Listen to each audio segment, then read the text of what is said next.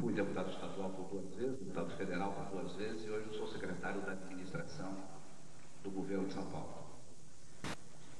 No início do governo, em 87, eu fui secretário de coordenação de programas, que era uma espécie de secretaria sem pasta.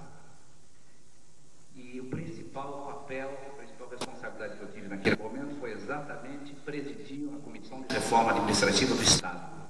Eu estive, inclusive, na GV aqui, nos primeiros momentos dessa reforma, fazendo uma exposição sobre os objetivos e os rumos da reforma no Estado de São Paulo. Esse processo está hoje em andamento. Vamos começar? Se você quiser alguma informação mais.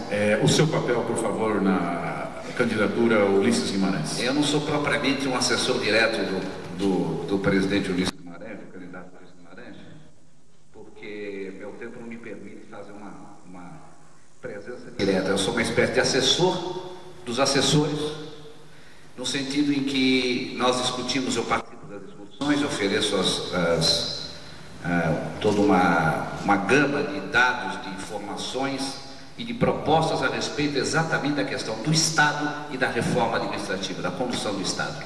Exatamente a matéria com a qual eu estou hoje mais ligado pelas funções que eu tenho no próprio governo. Muito obrigado. Começaremos a contar o tempo apenas a partir de agora.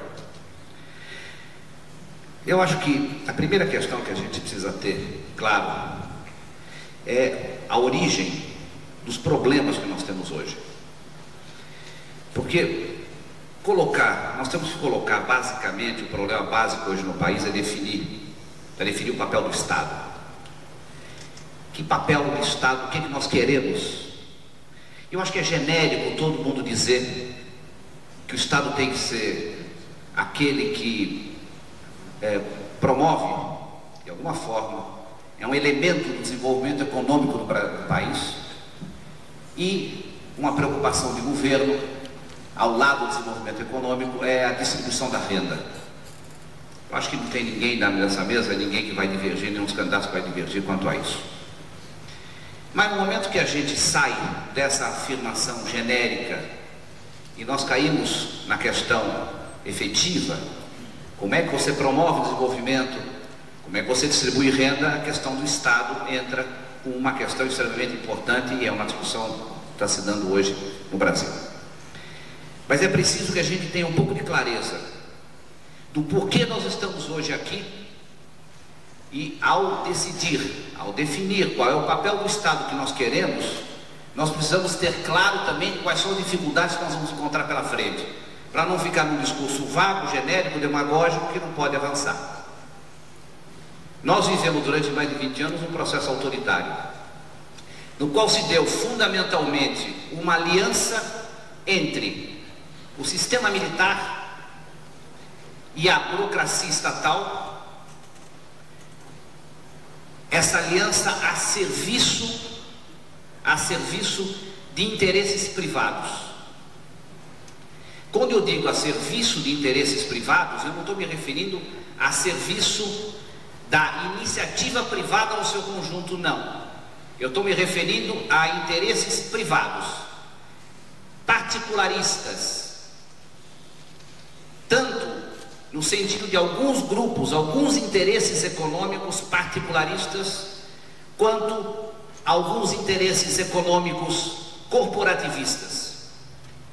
Ou seja, esta aliança militar burocrática se colocou a serviço de alguns interesses privados dentro da iniciativa privada. Não é toda a iniciativa privada, alguns privados, alguns poucos, alguns que puderam ter acesso por um processo todo que se deu a usufruir do Estado e aos interesses corporativos das corporações estatais. Então, quando nós colocamos a necessidade de estabelecer os objetivos, e vamos colocar os objetivos do Estado, que é a questão básica a ser definida por um governo, depois desses 20 anos, no qual o sistema militar se colocou de fora, esse se afastou. Esse é o processo de luta democrática, afastou o sistema militar. Mas ainda manteve forte a conotação burocrática corporativa E ainda manteve muito forte também a presença dos interesses de alguns interesses privados. Repito novamente, não é um interesse da iniciativa privada no seu conjunto, não. Alguns interesses privados. Objetivo do papel do Estado. O que é que nós devemos querer com o papel do Estado? O Estado tem que ser o grande planejador do desenvolvimento econômico. O Estado tem que ser o elemento que tem funções, deve ter funções, as funções básicas claramente estabelecidas, no campo de algumas atividades que são privativas do Estado. Algumas atividades privativas do Estado. O que são as atividades privativas? Além do planejamento, da coordenação. Quais são aquelas atividades que o Estado não se discute? A questão da segurança interna, a questão da segurança externa, a questão da aplicação da justiça, portanto, poder judiciário. São questões são situações absolutamente privativas do Estado. E nós temos que definir isso com clareza. Porque definindo com clareza quais são as funções básicas, privativas, básicas, fundamentais do Estado, nós começamos a dirigir a visão do governo para estes setores. Quais são as funções fundamentais do Estado, que não são privativas? Desenvolvimento tecnológico, científico. Ela pode até não ser privativa do Estado. Iniciativa privada tem aí, se desenvolve em torno do seu interesse privado. No entanto, tem que ter uma estrutura, a estrutura estatal tem a responsabilidade de socializar o conhecimento tecnológico e científico. Socializar esse conhecimento. O Estado não vai se preocupar em desenvolver exatamente na direção do interesse da iniciativa privada ou de algum interesse privado. Interesse privado vai se desenvolver.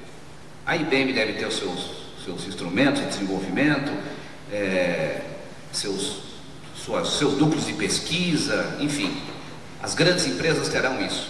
Mas o Estado precisa saber qual é o interesse global da sociedade e ele, Estado, vai procurar investir, vai procurar fazer o processo de desenvolvimento das áreas aonde esse conhecimento precisa ser um conhecimento social, socializado de toda a sociedade.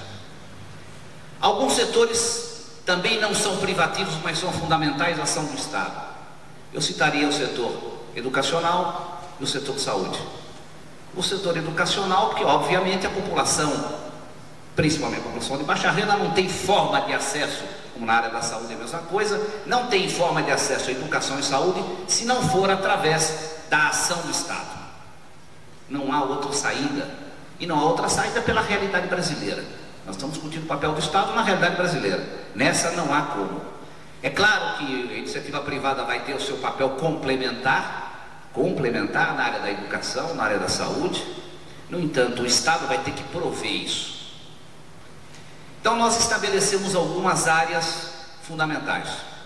Eu estou passando um pouco por cima, não estou detalhando isso muito, porque eu não vou ter tempo para fazer um detalhamento de tudo isso. E nós temos uma série de áreas onde a questão não se pode colocar no aspecto, não é uma questão ideológica. Eu vou voltar um pouquinho para o começo, quando eu falei que os interesses privados, ou alguns interesses privados, estiveram presentes nessa aliança burocrático-militar. Eu vou colocar a seguinte questão. Todo mundo fala que alguns interesses privados sugaram o Estado. Isso é verdade. O Estado hoje está em grave crise de recursos. Crise fiscal, crise financeira. Há uma grave situação do Estado hoje, não há dúvida nenhuma quanto a isso. O Estado não tem capacidade hoje de investimento. Mas ele teve durante muito tempo. E durante muito tempo ele foi sugado. Quando se diz que muita gente mamou nas tetas do Estado, é a plena verdade. Individualidades, algumas, e outros segmentos privados mamaram realmente na teta do Estado. Só que nós estamos aqui, não estamos para discutir uma mudança de regime, nós não vamos mudar o regime do sistema capitalista que está aí. Esses setores que sugaram de fato, esvaziaram o Estado. O Estado hoje não tem capacidade de investimento. O que é que nós vamos fazer? No entanto, existem parcelas da iniciativa privada altamente capitalizadas, tão altamente capitalizadas que a roda, a participação dela aí na ciranda financeira é muito sensível. Como é que se faz isso? Como é que nós vamos buscar? O que nós vamos fazer com esse recurso? Vamos penalizar? Vamos dizer o seguinte: essa pessoa mamou, tem que devolver. Não tem como devolver. Para devolver você tem que expropriar. Como nós não estamos discutindo expropriação, não há ninguém que proponha isso e não há nenhuma hipótese de discutir essa questão, você só pode fazer com que aquele capital privado que saiu do Estado, em grande parte ele se sustentou e cresceu em função do Estado. Esse capital volte, se reassocie com o Estado, para que o Estado, com essas funções básicas, com claramente os seus objetivos definidos, possa exercer o seu papel, possa passar a exercer o seu papel. Isso significa o seguinte: nós não temos nenhum tipo de preconceito, absolutamente, na participação do capital privado no processo de desenvolvimento, de avanço do sistema de produção estatal. É claro que há questões que você nem coloca em discussão porque elas não são reais. Não adianta botar aqui em discussão se nós podemos ou não podemos, devemos ou não devemos privatizar a Petrobras. Não é uma questão colocada. Eu me formei politicamente exatamente nos palanques de defesa do monopólio estatal do petróleo, na Escola Politécnica, no ano de 56, 57, em defesa do monopólio estatal. Foi minha formação política. Eu não teria hoje nenhum tipo de preconceito quanto a isso, não. Dizer, não, capital privado, aliás, através de ações colocadas em bolsa, ele participa de alguma forma. Eu não teria nenhum tipo de preconceito em relação a isso. Só que não é uma questão real você imaginar que você não é a questão colocada hoje, você colocar a questão da privatização ou não da Petrobras. No entanto, a Petrobras tem uma montanha de subsidiárias. Aqui tem um livrinho chamado Poder Executivo, que isso daqui pode ser chamado do livro de terror, o livro do terror. Para vocês imaginarem cada uma dessas empresas, como ela foi criando galhos e se desenvolvendo em todas as áreas e buscando ramificações para todo lado, criando novas empresas e mais novas empresas e mais novas diretorias e mais novas formas de ação para atuar onde podiam, por uma decisão puramente exatamente desses interesses burocráticos, militares, associados a alguns interesses privados. Põe a grande empresa estatal para trabalhar lá porque nós temos interesse lá. Vinha o capital estatal e o interesse privado ao lado. Então essas ramificações todas, essa imensa árvore que existe na estrutura estatal, ela deve ser discutida, rediscutida, sem nenhum tipo de preconceito. Porque o que nós devemos ter em conta basicamente é o seguinte: nós temos que manter, evidentemente, a autonomia do país, a soberania do país. Isso é fundamental. O país tem que ter capacidade soberana de tomar suas decisões. E é preciso atender os objetivos que são os objetivos de atender a população. Esses são os dados básicos de qualquer governo sério. Não interessa para mim discutir se a produção de aço vai ser feita por uma empresa estatal ou vai ser feita por uma empresa privada. Interessa saber primeiro se o princípio da soberania, da capacidade de decisão do Estado está preservado, se o Estado tem o poder de planejar, de controlar, de dirigir,